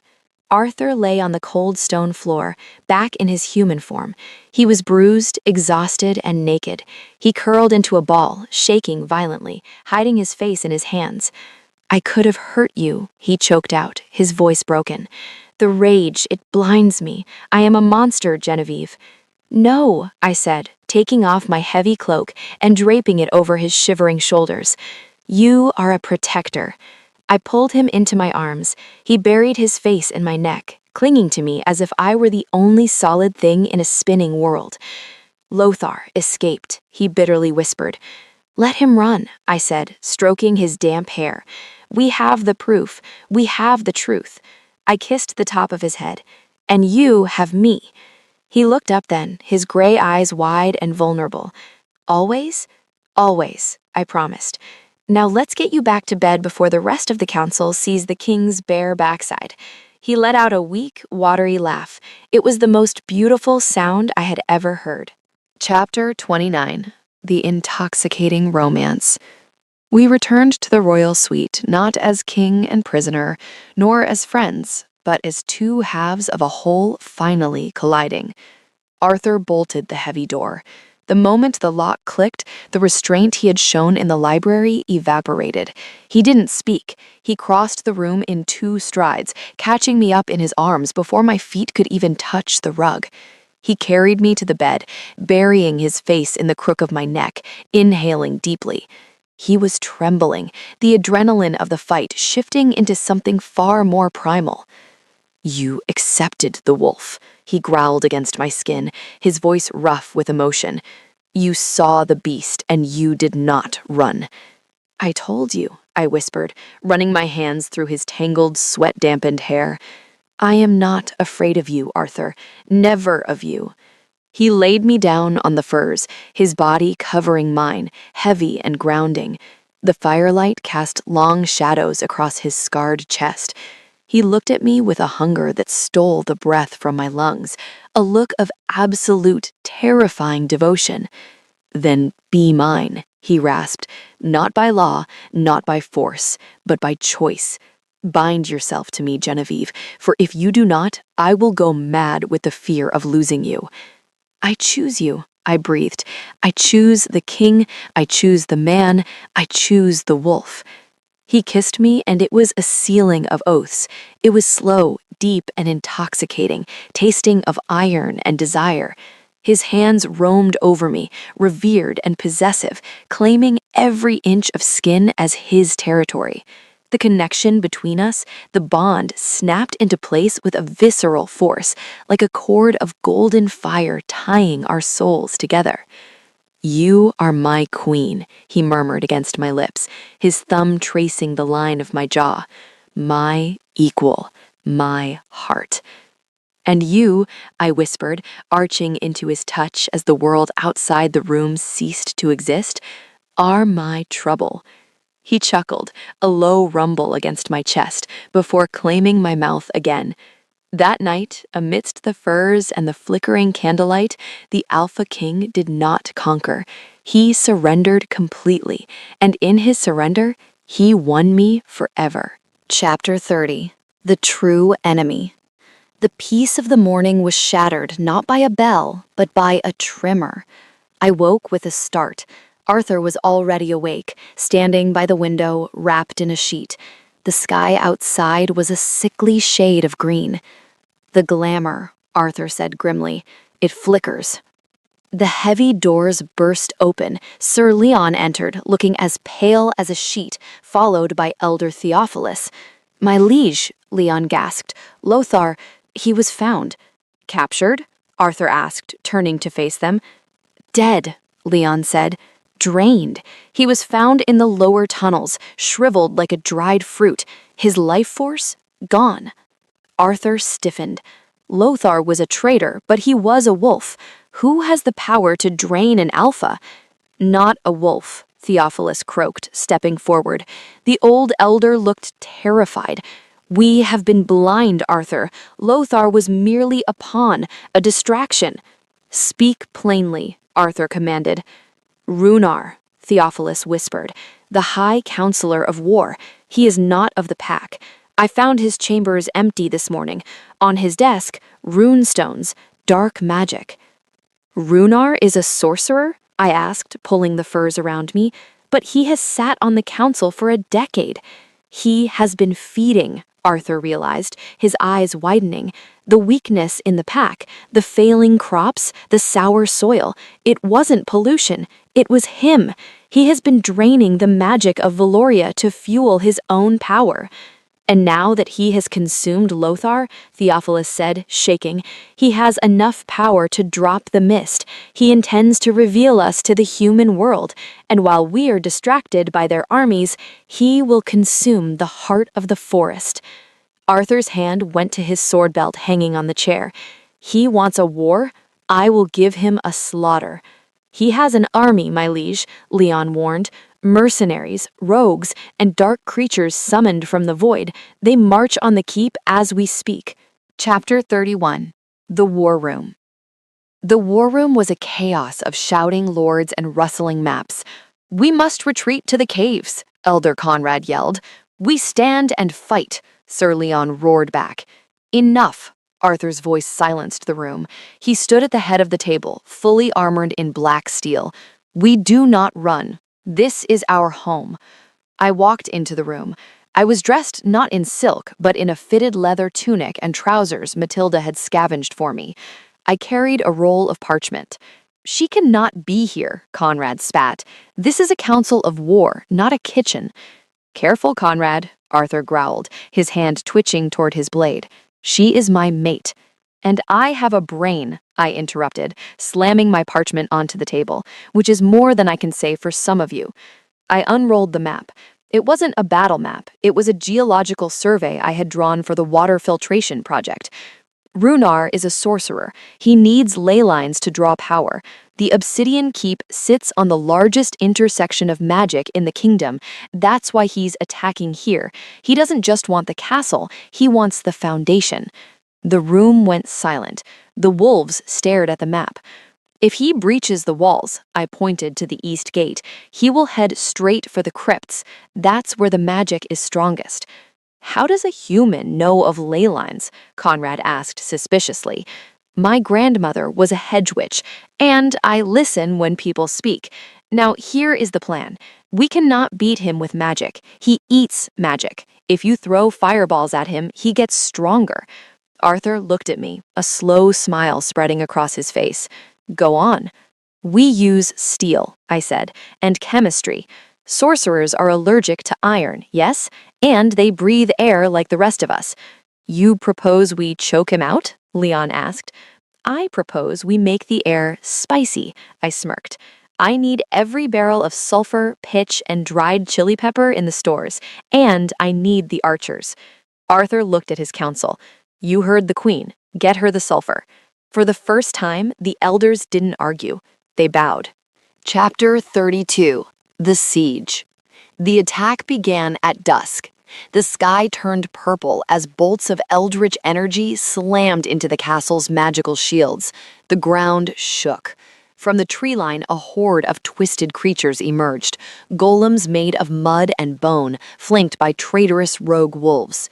I stood on the battlements beside Arthur. He looked magnificent and terrifying, his sword drawn, the wind whipping his cloak. Go to the healing halls, Arthur ordered, his eyes never leaving the enemy. It will get ugly here. I'm not leaving you, I said. You are the only one who knows how to mix the alchemical fire, he reminded me gently. Matilda and Scholastica are waiting. Go, save my pack, Genevieve. He kissed me hard, a desperate, fierce thing, then pushed me toward the stairs. Archers, loose, Arthur roared. 1,000 arrows blackened the sky. I ran to the great hall, which we had converted into a triage center. Scholastica, the terrifying housekeeper, was there, sleeves rolled up, boiling water. There are breaching the outer wall, a wounded guard shouted as he was carried in, his leg mangled by a stone golem. Focus, I shouted to the terrified maids. Lavina, bind that leg. Matilda, mix the sulfur paste. We need those smoke bombs ready for the second wave. The castle shook violently as a massive fireball struck the tower above us. Dust rained down. The shield is failing, Scholastica cried out. I looked out the narrow window. Below, in the courtyard, the gates were splintering. And there, riding a pale, dead horse, was Runar. He didn't look like a counselor anymore. His skin was translucent, his eyes burning with blue fire. He raised a staff, and the heavy iron gates of the keep exploded inward. Arthur stood in the breach, alone against the tide. Hold the line, I whispered, my heart in my throat. Hold on, Arthur.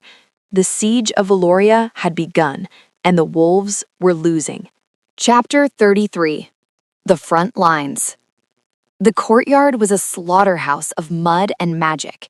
Arthur fought like a demon possessed. His sword, Fangbreaker, was a blur of Valorian steel, severing the limbs of the mud golems that poured through the broken gates. But for every golem he smashed, 2 more rose from the earth. Runar sat atop his undead horse, safely behind his lines, chanting in a tongue that made my ears bleed. Blue energy pulsed from his staff, washing over the wolf pack. I watched from the arrow slit of the great hall. I saw Sir Leon stumble, his sword arm dropping as if it weighed 1,000 pounds. They are slowing down, I realized with horror. The blue like, it's a leech spell. It drains stamina from anyone with magic in their blood. The wolves were exhausted. Their movements were sluggish. Arthur blocked a blow from a massive stone construct, but his knees buckled. He was the strongest of them, which meant Runar was draining him the hardest. He fights with magic, I muttered, my mind racing, so we must fight with earth. I turned to the cauldron bubbling over the hearth. The smell was unholy, rotten eggs and fire. Is it ready? Matilda asked, holding a cloth over her nose. Her eyes were watering. It's ready, I grimaced. Mustard seed, sulfur, and the dried ghost peppers from the southern trade route. If they breathe it, they cannot chant. If they cannot chant, they cannot control the golems. It's an abomination, Scholastica said, looking at the bubbling black sludge with fearful respect. It's war, I corrected. Matilda, signal the catapult crews on the inner wall. We load the barrels now. Chapter 34. The Apothecary's Weapon. The inner courtyard was the last line of defense. Arthur and the remnants of the pack were pushed back against the heavy oak doors of the keep. Runar rode forward, his face twisted in a skeletal grin. "Kneel, King of Curs," Runar shrieked, his voice amplified by magic. "Surrender your heart, and I will make your death quick." Arthur spat blood onto the cobblestones. He raised his sword, though his arm trembled. "I kneel to no one." Runar raised his staff. The blue light intensified, preparing a killing blow.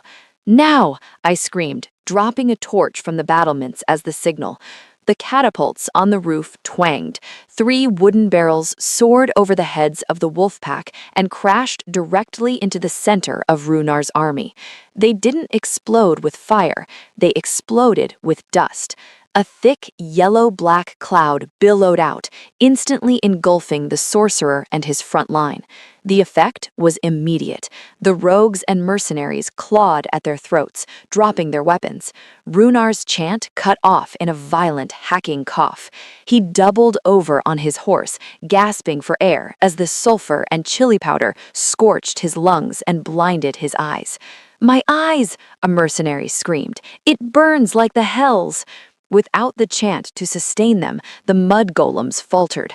They crumbled into piles of dirt. "The magic is broken," Liam shouted, his strength returning as the draining spell lifted. "For Valoria!" The wolves, seeing their enemy choking and blind, surged forward with renewed fury. I watched from the wall, gripping the stone. "Breathe deep, you traitor," I whispered. Chapter 35. The Sacrifice. The tide turned.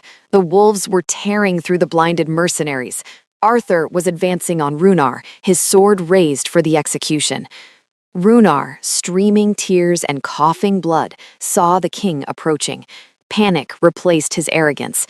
He reached into his robes and pulled out a jagged crystal, a soul stone filled with dark, unstable energy. "If I cannot rule this kingdom," Runar rasped, his voice a wet gurgle, "I will break it." He didn't aim at Arthur. He aimed at the supports of the main tower, where the women and children were hiding. "No!" Sir Leon saw it. The beta leaped forward to intercept the blast, but he was too slow. Arthur moved. He didn't think. He didn't hesitate. He shoved Leon aside and threw his body in the path of the purple lightning. Crack. The sound was louder than thunder. The blast hit Arthur square in the chest. The armor held, but the force did not. Arthur was thrown backward 10 feet. He hit the stone wall with a sickening crunch and slumped to the ground. He didn't move.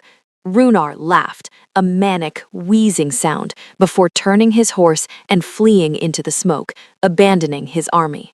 The battlefield went silent. "The king!" Leon screamed, crawling toward the fallen body. "The king is fallen!" A wail went up from the pack, a howl of pure despair. The wolves dropped their swords. Their alpha was down. The bond was silent. They were broken. I didn't scream. I felt a cold numbness wash over me. I turned from the window and ran. I ran down the stairs, ignoring the chaos, ignoring the danger. I had to get to him. Chapter 36. The Queen Rises. I burst into the courtyard. The air was thick with the stinging spice of my weapon, but I didn't feel it. "Arthur!" I pushed through the circle of weeping guards. Leon was on his knees, holding Arthur's head. The king's eyes were closed. His skin was ashen. The chest plate was shattered, burned black. "He is gone," Leon sobbed, the mighty warrior broken. "I cannot feel him in the pack link. The light is out." The remaining mercenaries, seeing the wolves paralyzed by grief, began to regroup. They raised their axes, sensing an easy slaughter. "They're going to kill us all," Matilda whispered, clutching my arm. Genevieve, we have to run. I looked at Arthur's still face. I looked at the wolves, who were waiting to die. Something inside me fractured, and then it hardened into diamond. I stood up. I wiped the tears from my face. I grabbed Arthur's fallen sword, Fangbreaker. It was heavier than I imagined, dragging my arm down and straining my shoulders, but I lifted it with a grunt of effort. I turned to the wolves. "Get up!" I screamed. The sound tore from my throat, raw and commanding. It wasn't magic, it was fury. The wolves looked at me. "Your king is not dead until I say he is," I roared, pointing the sword at the advancing enemy. "He bought you this breath with his body. Do not waste it wailing like pups." I felt a surge of energy, a phantom echo of the Alpha command channeling through the bond I shared with Arthur. It wasn't my power, it was his, lingering in me. "Defend him," I commanded. "Kill them all." The wolves' eyes snapped at me. They saw the sword. They heard the Alpha's voice coming from the human queen. A low growl started in the throat of every wolf in the courtyard. It grew into a roar. "For the queen!" Leon bellowed, grabbing his axe. The pack exploded into motion, fueled by a berserker rage. I stood over Arthur's body, holding his heavy sword with both hands, ready to swing at anything that came near him. I wasn't a wolf, I wasn't a warrior, but I was his, and God help anyone who tried to touch him now. Chapter 37. The Resurrection. The mercenary grinned, his teeth rotten and yellow. He stepped over a fallen wolf, raising a heavy mace. I stood my ground over Arthur's body, lifting the massive sword Fangbreaker. My arms shook violently under its weight. "Little girl playing with sharp toys," the mercenary mocked. "Drop it, and I'll make your end quick." "Come and take it," I snarled, channeling every ounce of Nana Rose's stubbornness. He swung. I tried to parry, but the force of his blow knocked me backward. I fell hard onto Arthur's chest plate. The mercenary raised his mace for the killing blow. Suddenly, a hand shot up. It was a hand clad in a gauntlet of black steel.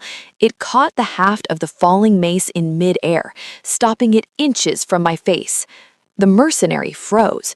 Beneath me, the chest plate heaved with a deep, ragged breath. Arthur's eyes snapped open. They weren't gray. They were a blinding, incandescent gold. "You touched her." Arthur's voice was a low, tectonic rumble that vibrated through my own bones. With a snarl, he crushed the wooden handle in his grip, splintering it into kindling. He sat up, displacing me gently, and rose to his feet like a titan rising from the earth. The Soulstone blast hadn't killed him.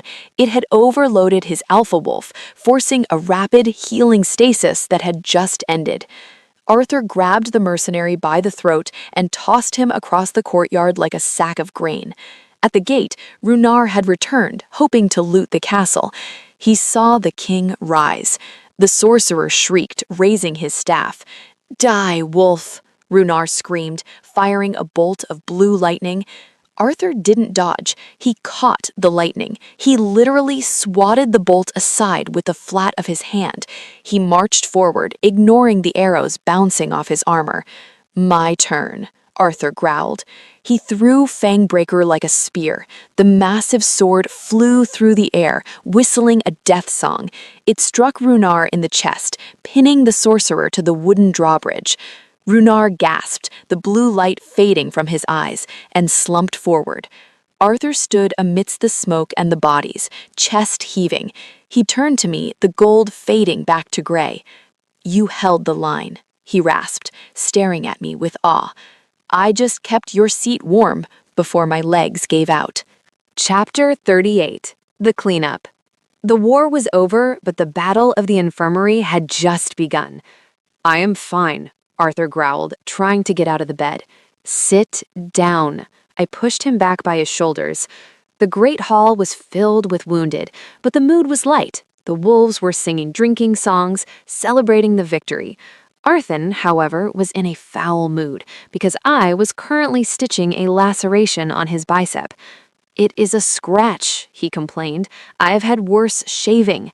"It requires 6 stitches," I said, threading the bone needle, "and if you move again, I will give you the numbing draught that tastes like rotten fish." Arthur went still instantly. Scholastica walked by, carrying a stack of clean linens. She paused, looking at the king being bullied by a human woman.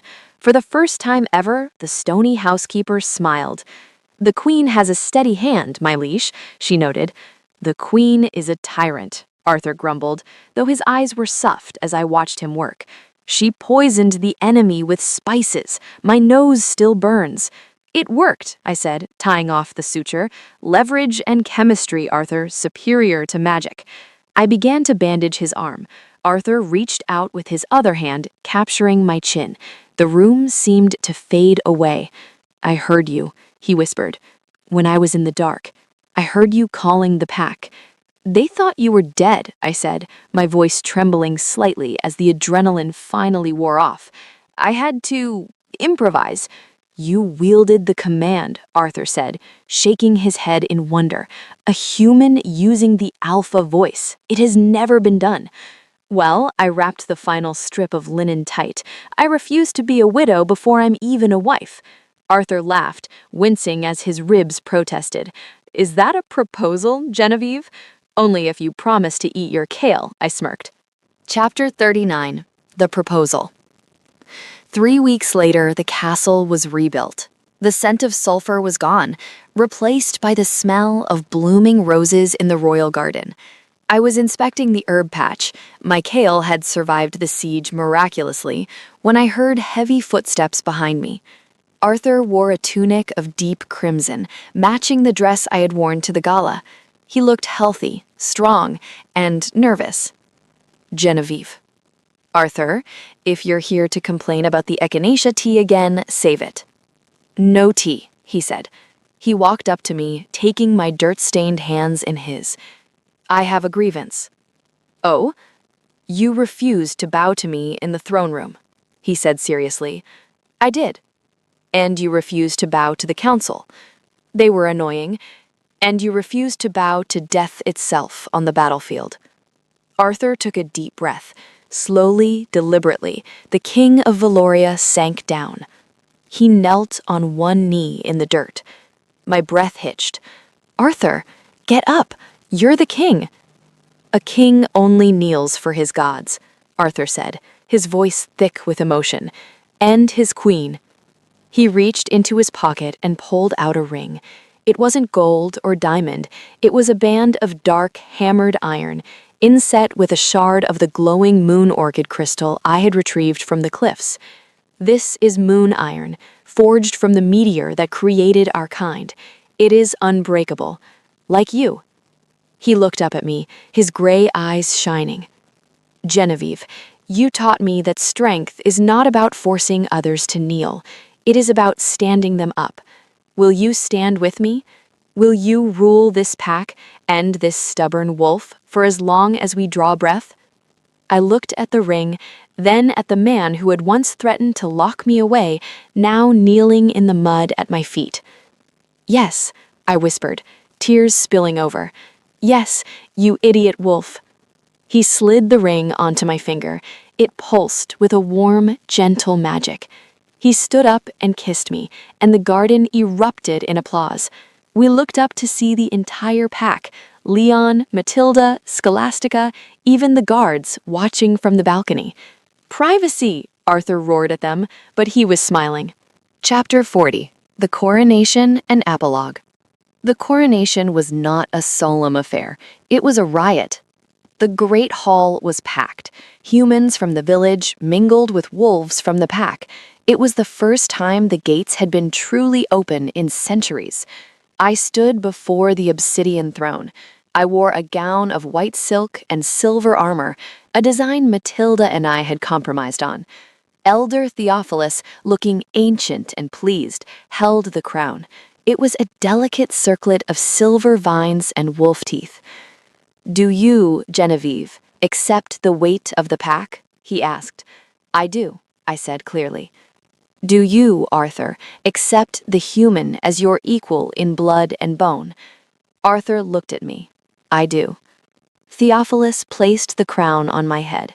Then rise, Genevieve, Queen of Valoria, Alpha of the Hearth. The court cheered. Swords clashed against shields. The wolves howled, a sound of pure joy that shook the stained glass. Arthur stepped forward. The ceremony was over, but he wasn't done. He wrapped his arms around my waist, pulling me flush against him. Now, he whispered, his lips hovering inches from mine, do I have permission to kiss the queen? I smirked, grabbing him by the lapels of his tunic. You may. He kissed me, and the world spun. It was a kiss of promise, of fire, and of a future that would change everything. Epilogue. 1 year later. The nursery was quiet. I sat in the rocking chair, exhausted but happy. In the crib, a small bundle slept soundly. Arthur walked in, still wearing his riding leathers. He moved silently to the crib, looking down at his son with an expression of terrified awe. He is so small, Arthur whispered. He has your nose. He has your temper, I countered softly. Arthur reached out a finger. The baby stirred. The infant's hand reached up, gripping Arthur's finger with surprising strength. The baby opened his eyes. One was brown, like mine. The other was a brilliant, shining gold. And then, very softly, the baby threw his head back and let out a tiny, high-pitched "Ow!" Arthur froze. He looked at me, a grin splitting his face. "Did you hear that?" he gasped. "I heard it," I laughed. "A wolf," Arthur declared proudly. "He will be a terror." "He will be a king," I corrected. "But first, he needs a diaper change. Your turn, Alpha." Arthur paled. "I would rather fight a golem." "Go," I pointed. "Now you stay with the baby." Arthur sighed, picked up his son, and marched to the changing table like a man going to war. I watched them, the Wolf King and the Wolf Prince, and smiled. Nana Rose was right about one thing. Wolves were dangerous, but she forgot to mention that they were also worth every bit of the trouble. The end.